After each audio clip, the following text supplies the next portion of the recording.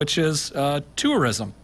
So as part of Healthy at Work, the Tourism, Arts, and Heritage Cabinet will reopen tourism in an effort to generate revenue to boost the state's economy and offer Kentuckians opportunities to explore the Commonwealth through in-state travel this summer.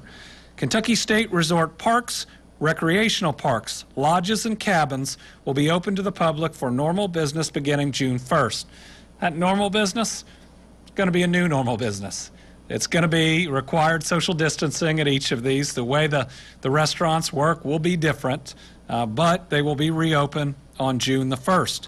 Natural Bridge and Cumberland Falls State Resort Parks will also reopen on June the 1st. Park guests will be required to follow social distancing and public health guidelines. Guests can begin making reservations beginning Tuesday, May 19th at parks.ky.gov. Now, as part of our ongoing efforts, though, against COVID-19, the following state parks have been designated to help us provide temporary housing for low acuity patients, people who are sick but don't need to be in the hospital.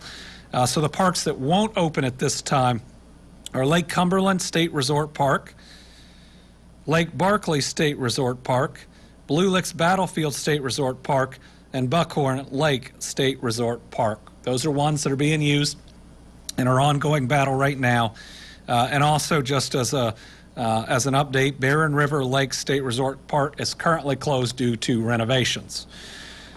Separately, the Kentucky Horse Park, Otter Creek, and State Park campgrounds will open on June 11th to self-contained campers and RVs in accordance to the Healthy at Work camping guidelines. Now, we originally didn't want to have to shut down campgrounds, but we had to do it because people were refusing to social distance. Now, just because we're reopening, just because we can have groups of 10 or less, doesn't mean social distancing isn't required. So let's not mess up a good thing. Let's make sure that we do this in the way that we've been doing everything else, which is responsibly. And I know we can trust Kentuckians to do it responsibly. All right, a lot of people have called on this one. Fishing tournaments may resume June 1st with new guidelines. June 1st gives time for Fish and Wildlife, which put in a lot of time and a lot of thought and have some really good plans.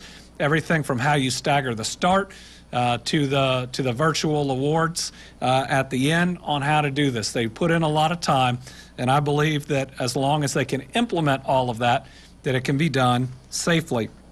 And separately, the Salado Wildlife Education Center will be open with limited capacity beginning on June 1st. Interactive exhibits, though, will be closed.